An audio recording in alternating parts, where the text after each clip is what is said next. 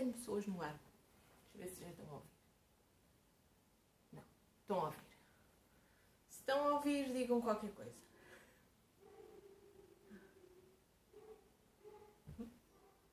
Acho que sim. Acho que estão a ouvir. Oh meu Deus, está tanto calor.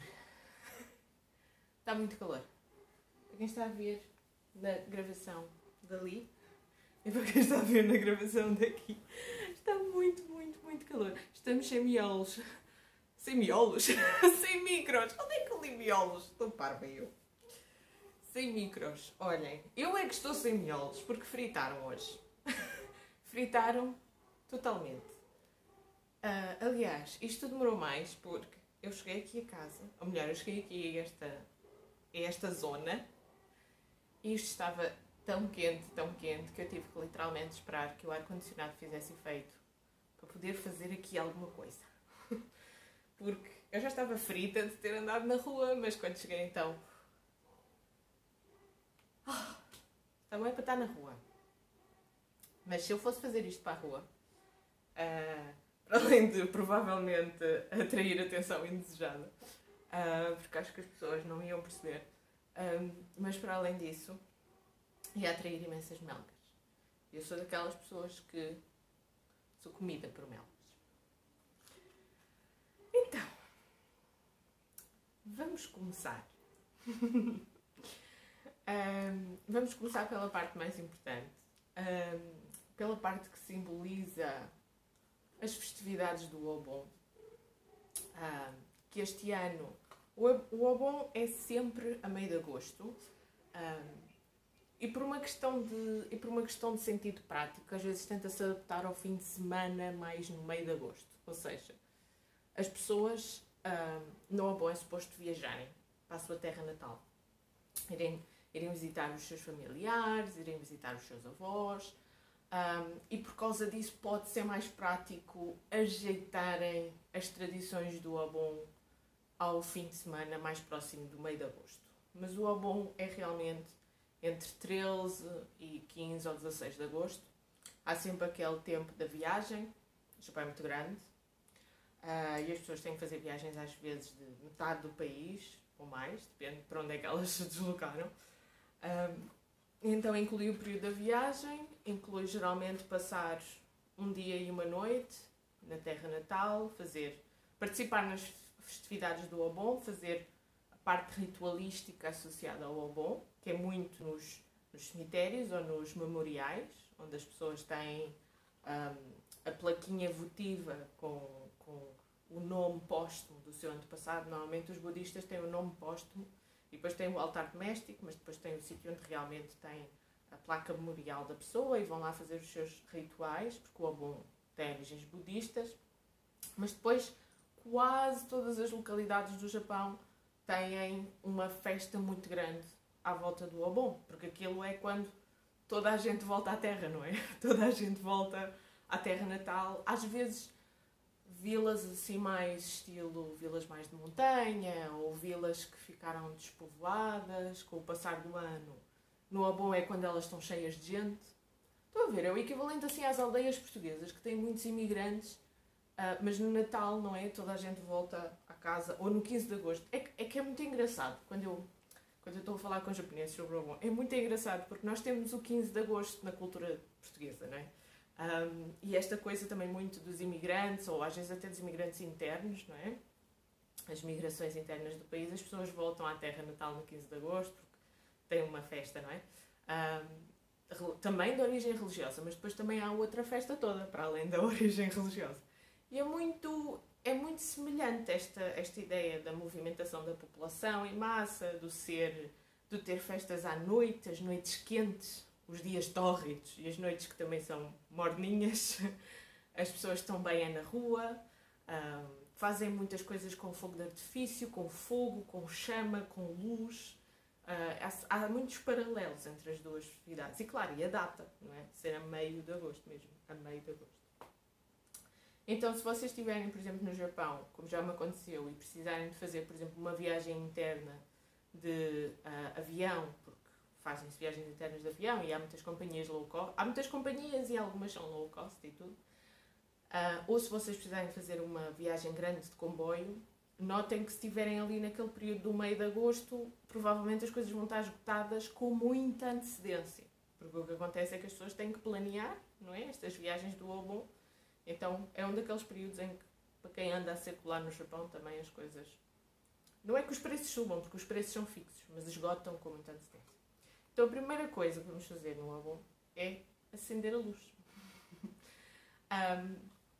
Esta noite, que no Japão já foi há 12 horas atrás, mais ou menos, não 12 horas não, 8 horas atrás, esta noite do 13 de agosto é o início do Obon.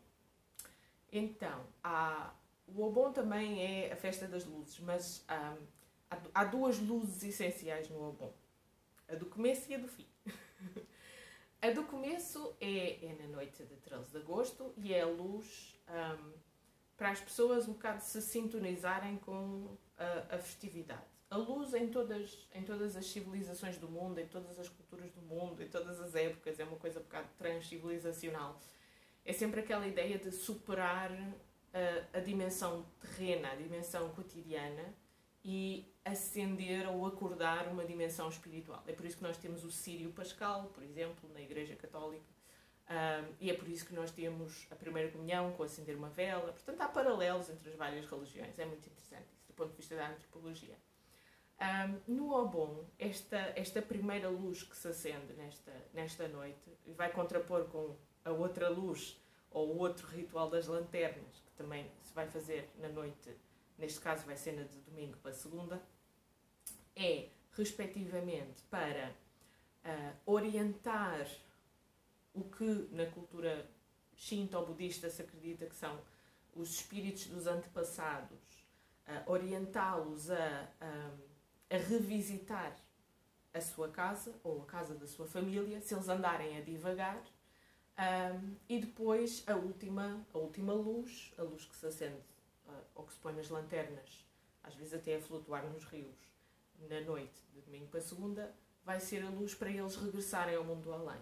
E, portanto, isto nas culturas, que há muitas, não é só a japonesa, nas culturas em que um culto aos antepassados é fundamental para a paz de espírito das comunidades, da civilização, da população, o culto aos antepassados traz resolução, traz paz de espírito, traz sentido de dever cumprido às comunidades humanas, algumas delas. E então, esta ideia de se os espíritos andarem perdidos a divagar por algum motivo, porque não lhes foi prestado o devido funeral, ou porque se esqueceram de ir lá cuidar das campas, ou simplesmente porque morreram em violência, ou porque os corpos nunca foram descobertos, ou qualquer motivo, seja o que for, ou simplesmente por causa das raivas e coisas mal resolvidas no momento da morte, o que também é muito engraçado, porque nós também temos o culto da boa morte na cultura judaico-cristã.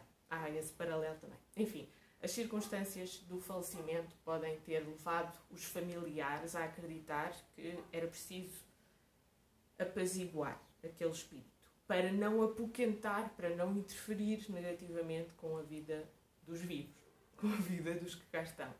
Então o Obon serve para isso, serve para as pessoas sentirem que estão a colocar a ordem do mundo, incluindo do mundo do além, em paz, em tranquilidade.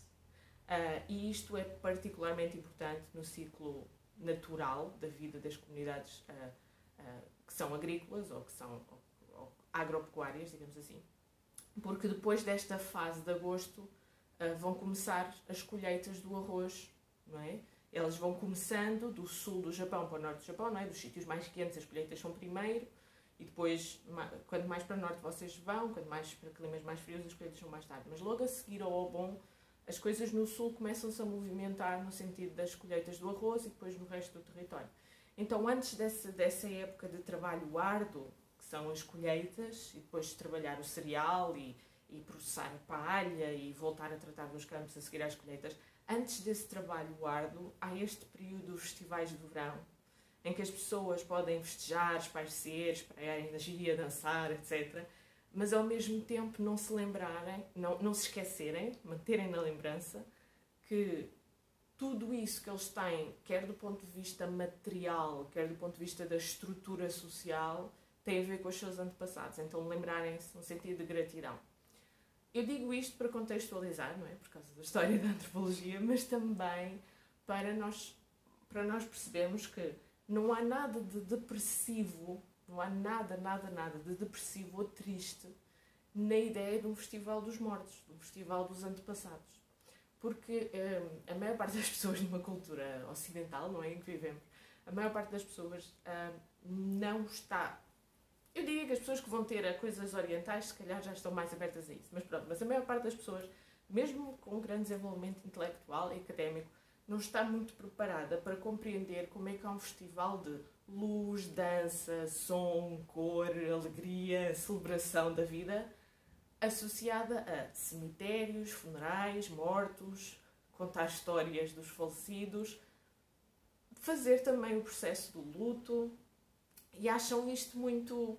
não conseguem conciliar isto. Acham que as coisas estão divorciadas umas das outras. Na cultura japonesa, esse divórcio não é visto assim, de todo. Eu acho que é uma maneira muito mais saudável e bem encaixada de lidar com o que é óbvio, que estamos vivos, portanto vamos morrer, e que outros morreram e viveram antes de nós e outros irão morrer e viver depois de nós. Portanto, a primeira coisa, e o mais importante, é vamos acender a luz. Qualquer tipo de luz, qualquer tipo de lanterna. Há pessoas que gostam de acender luzes até simplesmente quando precisam de pensar um bocadinho, ou meditar um bocadinho. E fazem muito bem. Não é por acaso que quase todas as técnicas de meditação passam por acender uma luz primeiro. Então, como isto é uma espécie de cerimónia do chá dedicada ao Obon, eu vou começar por explicar as coisas que eu tenho aqui e que eu me entreti a juntar, que eu achei que faziam sentido. Então, primeiro tenho aqui uma tacinha que vocês não veem bem a cor, mas ela é um azul, quase céu, muito escuro à noite. Ela é muito polida, mas ainda assim vêem-se algumas diferenças da cor, da maneira como este vidrado ficou agarrado aqui. E nesta tacinha eu tenho o meu matcha. Então ela simboliza o céu à noite e como nós vemos melhor a luz no meio do escuro. Que é uma ideia da estética japonesa. Se vocês repararem, as casas tradicionais do Japão são muito fechadas, são muito de madeira, são muito de fechar portadas. Elas são ao mesmo tempo muito abertas à rua e ao pátio, principalmente ao pátio interior, mas também muito fechadas. Tem muito material opaco a fechar sucessivamente. E há aquele livro que eu recomendo a toda a gente que se interessa por estética japonesa, que é o Elogio da Sombra, em que há lá uma passagem específica do autor que fala disso. Ele compara muito a arquitetura ocidental e a japonesa, a estética ocidental e a japonesa, e há uma parte que ele diz que a luz elétrica fere a vista e destrói a sensibilidade à luz, porque é muito intensa. E ele chama a atenção, os seus leitores principais eram os japoneses. Ele escreveu aquele ensaio O Elogio da Sombra para os japoneses no momento em que a estética japonesa se estava a modernizar e a ocidentalizar, achava ele em demasia. Então ele escreve que olhem os benefícios da arquitetura tradicional japonesa, que é de escuridão, que é de tapar, mas ao mesmo tempo em que qualquer reflexo de luz parece que ilumina a sala toda. A laca torna-se brilhante, apesar da laca em si supostamente não ser brilhante. Os apontamentos de folha de ouro nos biombos tornam-se chamas, parece que acendem a sala. Portanto, essa ideia de a escuridão da noite é que nos permite ver as estrelas, que eu queria trazer aqui, que é muito da estética japonesa. Ainda aí nesse universo, tal como o matcha está nesta tacinha, também vou fazer o chá nesta outra tacinha, que é de uma cerâmica diferente e que é mesmo negra, é mesmo preta. E e é muito agradável ao toque, tem um formato muito confortável nas mãos. Então é um bocado transportar essa ideia que já vem daqui de onde o matcha está para o matcha com água e tomá-lo e fazer isso fazer parte de nós, essa sabedoria de apreciar as luzes na escuridão. Às vezes de encontrar as luzes na escuridão, que tem muito que se lhe diga.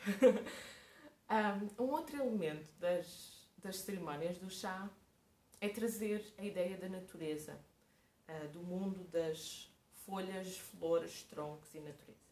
Mas como nós estamos no Obon e estamos a celebrar aquilo que é efêmero e ao mesmo tempo aquilo que é permanente, eu lembrei-me de arranjar aqui um contraste engraçado. Isto é originalmente uma tacinha de saquê, que eu trouxe do Japão, e até é um formato assim meio souveniresco. E isto é uma rosa feita de origami, com papel tingido com uma técnica japonesa que se chama suminagashi, feito por uma amiga minha. Então também tem aqui o elemento da amizade. Portanto, isto foi oferecido por uma amiga minha que foi ao Japão e me trouxe isto, muitos anos atrás, e isto foi oferecido por outra amiga minha. Então esta tacinha de sake, por assim, acho que assim conseguem ver, esta tacinha de sake, que até tem ali uma senhora de kimono, e a minha florzinha de origami. Esta luz é muito forte e mata um bocado, mata um bocado o encanto das coisas, mas está aqui. Então, não é um elemento da natureza vivo, tirado da rua, mas é um elemento que é evocativo. Porque o espírito do Ebon é evocar o que não está lá, o que já não existe, o que não está entre nós, evocar, trazer ao presente o que não está presente. Então, eu vou colocar aqui a minha florzinha ao lado, como se fosse o meu tokonoma pequenino, aqui ao lado. Que outros elementos é que eu tenho aqui? O meu poiso do Shasen, que está aqui poisado, eu já o mostrei noutros vídeos. Eu escolhi-o porque é uma tacinha metálica, é um outro elemento, não é cerâmica nem é madeira, uma tacinha metálica que veio da Índia, é mais velha que eu, seguramente, uns meia centena de anos ou mais, é uma peça de colecionador, está esmaltada e no esmalte tem pintado estas florzinhas que são rosas cor-de-rosa, exatamente iguais a esta. Então é como se a rosa aparecesse em dois sítios diferentes. E é uma peça com um dourado, e eu queria trazer o dourado e o vermelho. Esta base aqui é madeira lacada de vermelho. E eu queria trazer o dourado e o vermelho porque são dourado e vermelho juntos, são cores tradicionais da China, da Coreia e do Japão, relacionadas não só com o Obon, mas com tudo o que tem a ver com renovar a energia, libertar os maus espíritos, trazer sorte e abundância, todos esses rituais. Por exemplo, o Ano Novo Lunar, que se chama, chamado Ano Novo Chinês, também usa muito essa tonalidade, do dourado e vermelho. Na própria cultura ocidental é muito interessante que a combinação dourado-vermelho e também a combinação uma determinada tonalidade de verde mais o dourado, essas duas tonalidades são muito utilizadas na heráldica. Estamos aqui atrás. São muito utilizadas na heráldica. E não é por acaso, é porque a heráldica também é o símbolo das classes nobres e dirigentes e, portanto, da sua capacidade, entendia-se no contexto medieval, renascentista, no contexto pré-iluminista da Europa, entendia-se que eram também um sinal, as cores utilizadas pelos nobres na sua heráldica e nas suas roupas eram um sinal do seu estatuto sobrenatural acima dos outros humanos. Que as pessoas não podiam, por exemplo, usar na roupa a cor que elas queriam. Havia um código acerca de que cores é que as pessoas podiam utilizar numa civilização pré-revolução industrial. Portanto, esta coisa das cores, a história da cor, é muito interessante. Última pecinha para falar, que está aqui debaixo da minha Shashaku. A última pecinha é o poiso da Shashaku e é um peixinho de cerâmica, muito fofinho. Então este peixinho de cerâmica pintado à mão porque o verão, nós somos muito chamados à água no verão, por motivos óbvios, porque queremos arrefecer. Então vamos muito para o mar, vamos muito para os rios, vamos muito para a costa, estamos mais expostos à vida marítima e a apreciá-la, e ela está mais presente nas nossas vidas no verão. Então este peixinho, esta ideia da vivacidade, da vida permanente, que o peixinho nada e movimenta-se e salta, e a gente vê nos rios e assim algo fresco, vivo. E queria trazer também este elemento mais brincalhão para aqui. Aqui tenho a minha aguinha aquecida, e é mesmo a última coisa que eu vou falar, a minha aguinha aquecida, e neste caso, como esta taça é metálica e aquece muito, eu coloquei aqui um lencinho à volta para pegar nela, e este lencinho é um lencinho com um padrão natalício. Porque lá está, é o encontro entre o Oriente e o Ocidente, e eu acho que o Obon e o Natal têm muitas coisas em comum. No sentido em que nós falamos de ciclo da vida, juntam-se as famílias, é ali um período de tempo, e sobretudo as noites são mágicas, as noites são cheias de luzes, as noites têm um potencial de transformação do estado anímico das pessoas, e são duas tradições que eu acho que essas duas datas celebrativas têm muito do mesmo elan mental e espiritual. Então, trouxe esta pequena evocação para aqui. E agora vou preparar o chá. E vocês podem falar se vocês quiserem ou não, está tudo bem. E preparar o chá, vocês também, se quiserem.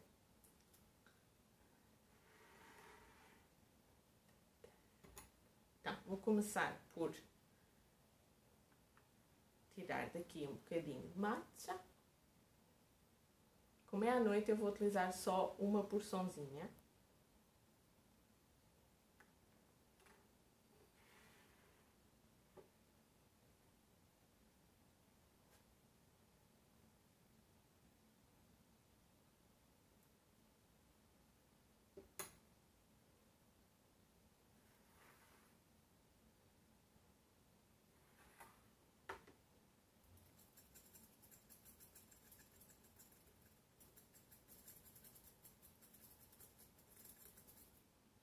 É muito bonito o contraste da cor verde do matcha com esta taça tão escura. É que isto é uma cor que parece que absorve as outras cores, como um buraco negro.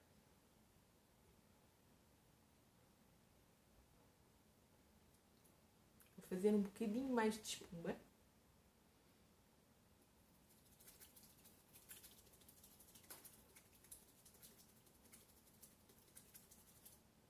Cheira tão bem. Cheira mesmo bem. Eu hoje não trouxe aqui nenhum elemento de comer, porque eu já estou no meu horário de jejum. Estou a fazer um horário de jejum que começa mais ou menos às 6 da tarde. Sai às 6h30, mais ou menos. E depois vai até o dia seguinte.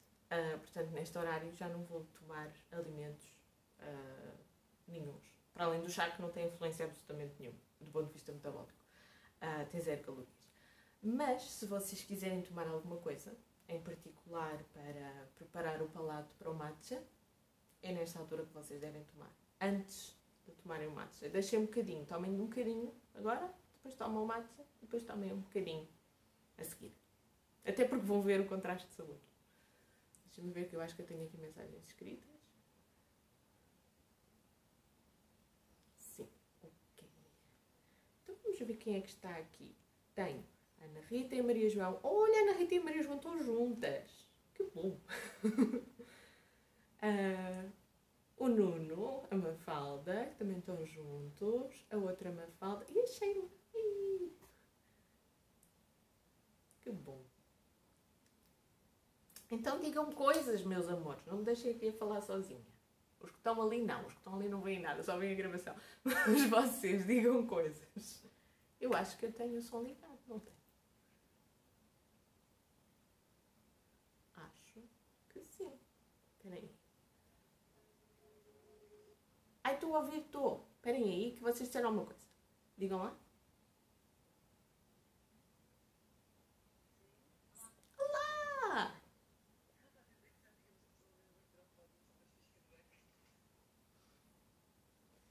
Então, e vocês têm aí chá desse lado? A gorriana, muito bom. Muito bom. Eu vou tomar.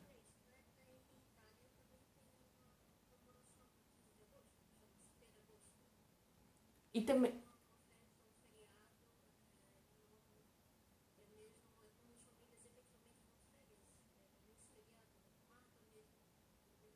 É muito engraçado que isto existe em muitos sítios. Na França também. Também é quando as famílias vão de férias. E eu sei porque tenho família na França e normalmente, antigamente, ou seja, nos anos 90, o que acontecia era o 13, o 14 e o 15 de agosto, as autoestradas para o sul da França tinham engarrafamentos de 5 horas. Coisas assim. Porque aquela fase em que a família metia-se no carro, mais as malas, mais as lancheiras, mais as coisas para a praia, ia tudo para o sul e havia engarrafamentos imensos. Em Portugal também se fazia isso, para ir para o Algarve.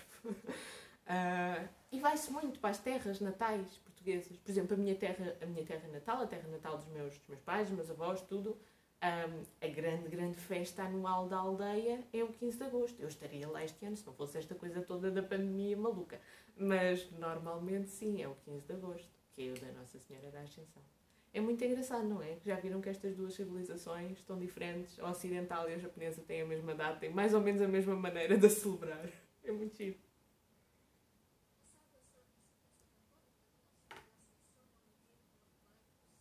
Sim. É, não é?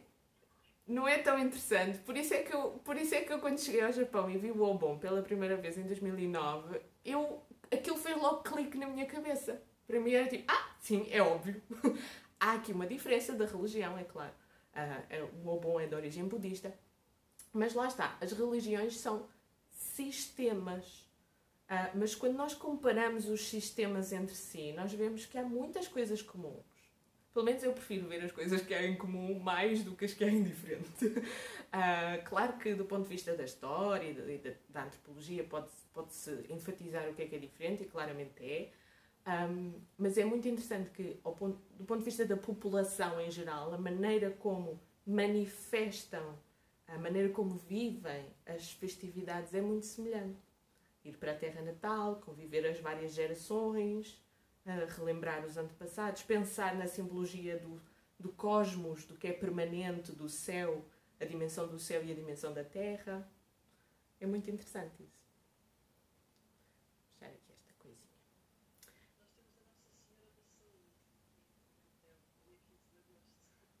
Pois, é tudo Nossas Senhoras de qualquer coisa. Ai, que bom. Muito bom. Espero que o vosso chazinho também esteja bom.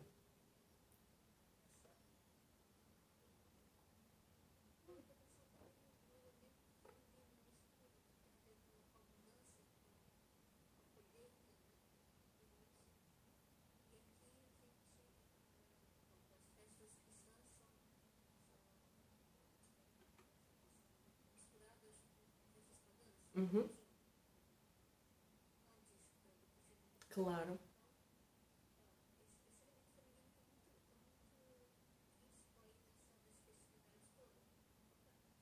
Exatamente. E sabendo nós que, não é, com o ciclo das estações do ano, o que vai acontecer a seguir a esta segunda quinzena de agosto é o início das colheitas. Em Portugal, a primeira coisa normalmente é as vindimas. Uma das coisas que eu também costumava fazer, sempre fiz quando era adolescente, acho que só deixei de fazer regularmente quando já estava na universidade e já tinha exames, e na universidade, pelo menos antes era assim, nós tínhamos aquela fase dos exames normais e depois tínhamos a segunda fase dos exames em setembro, e eu no mês de agosto às vezes estava, como eu era um bocado assim, gostar de ter as boas notas todas, eu ia à segunda fase dos exames tentar melhorar os da primeira fase. Então eu usava o verão para estudar. Mas antes da universidade ia sempre às vindimas e era sempre em setembro. Então havia havia também esse paralelismo, se nós vemos isso entre as culturas mediterrânicas também e as celebridades, as festividades do outro lado do mundo, não é? Durante o agosto faz-se essa festa, mas depois em setembro é trabalhar, é dar o corpinho ao manifesto. E é um trabalho duro. É aquela coisa da gente... Tem dois lados. Por exemplo, eu nunca dormi tão bem como a seguir às vindimas. Porque uma pessoa tem o corpo tão cansado, tão cansado, tão cansado, nós literalmente, a última coisa que nos lembramos é de nos deitarmos e apagou. Portanto, dorme-se que é uma maravilha. Mas ficamos batidinhos, ficamos... Aquilo... Eu nunca apanhei arroz, como no Japão, mas imagino que seja muito semelhante. Também devem ficar muito partidinhos.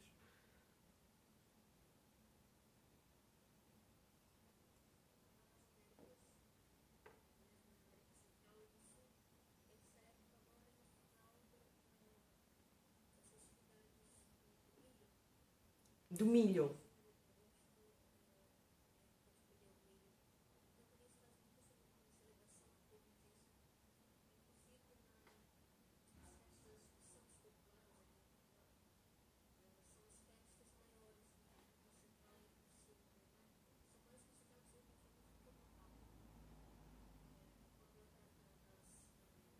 Uhum.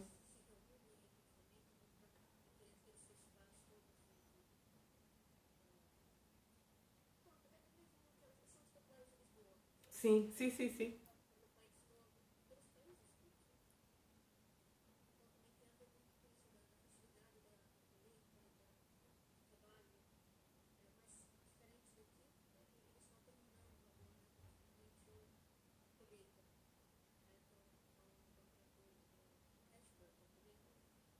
Pois, porque é outono,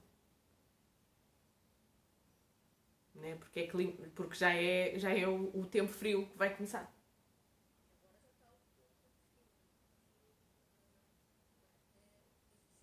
Uhum.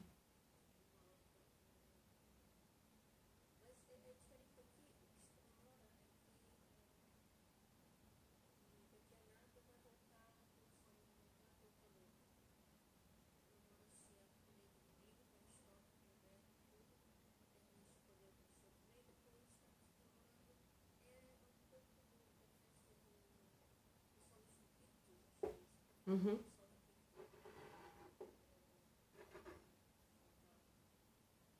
Eu estava aqui a puxar para a frente a luz. Esse elemento da luz, de ter uma pequena luz que se acende, que pode ser uma vela, uma lanterna, uma luz que se põe a boiar no rio, uma luz que se pendura à porta da casa. Esse elemento da luz é muito interessante que ele está transcivilizacionalmente relacionado com morte, ressurreição, ciclo de vida, colheitas, comunidade, nós estarmos aqui porque os nossos antepassados existiram. Há uma cadeia de significados que encaixam uns nos outros nestas celebrações, normalmente. É muito interessante.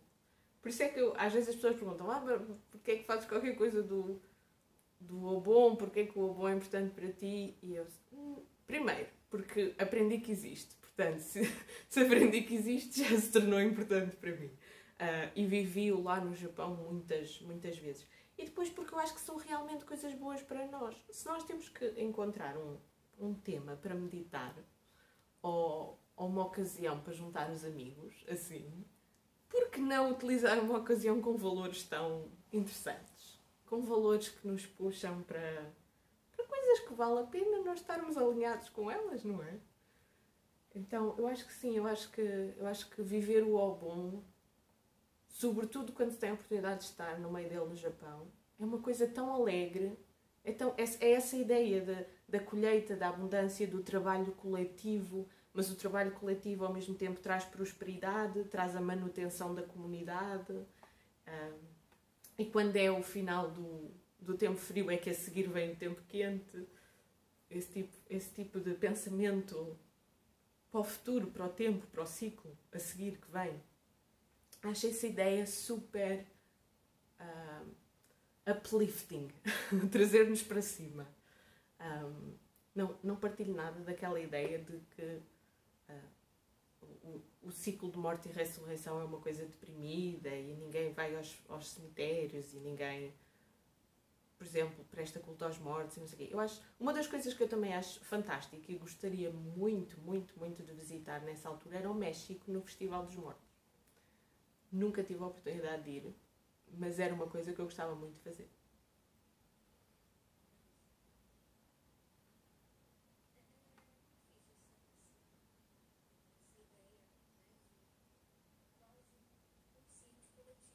Exatamente.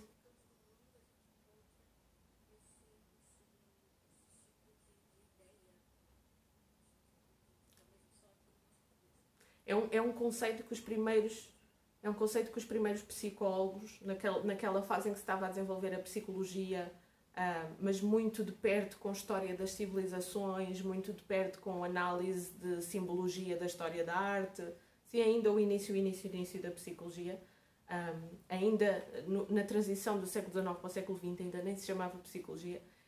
É muito interessante que começou a usar-se essa expressão, precisamente, consciente coletivo, inconsciente coletivo. E alguns projetos de pensadores mais fora da caixa até procuraram, por exemplo, colecionar fotografias de várias civilizações diferentes e vários rituais de várias civilizações diferentes e ver se do ponto de vista da fotografia eles viam que havia comportamentos ou símbolos visuais, não é? Porque estavam a estudar a cultura visual que fossem comuns às várias civilizações e realmente o elemento da luz, o elemento da lanterna era um deles, entre outros. Esse desenvolvimento dos estudos das civilizações no final do século XIX e início do século XX, eu acho que tinha ali muitas ideias que depois se perderam com o desenvolvimento das disciplinas e a separação das áreas académicas, do género. História é uma coisa, antropologia é outra, história da arte é outra. Perdeu-se um bocado. Tudo bem. Meus amigos, o nosso ciclo de Zoom está a finalizar. Queria-vos só lembrar que podem sempre mandar-me e-mails ou sugerir atividades como esta para nós fazermos. E, à parte disso, eu espero que vocês tenham um bom resto de verão, se estiver bem com vocês. E podemos fazer isto mais vezes se vocês quiserem. Está tudo bem por aí? Sim. Lindos e lindas. Só temos aqui um lindo, que é o Nuno. O resto é tudo lindas. Lindos e lindas. Fiquem com muita luz nas vossas vidas. Esta noite e não só. E tomem muito chazinho com os amigos. Isso é que é bom.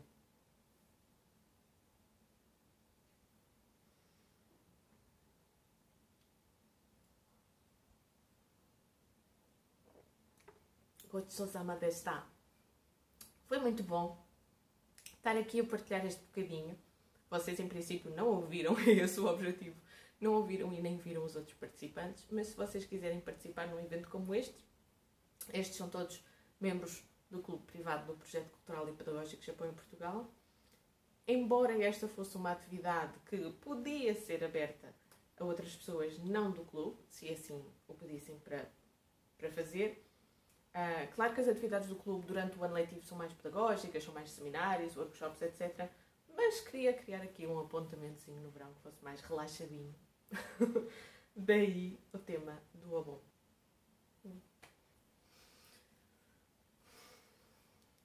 Sinto-me muito abençoada por causa destas pessoas terem juntado aqui todas hoje. E até uma próxima oportunidade.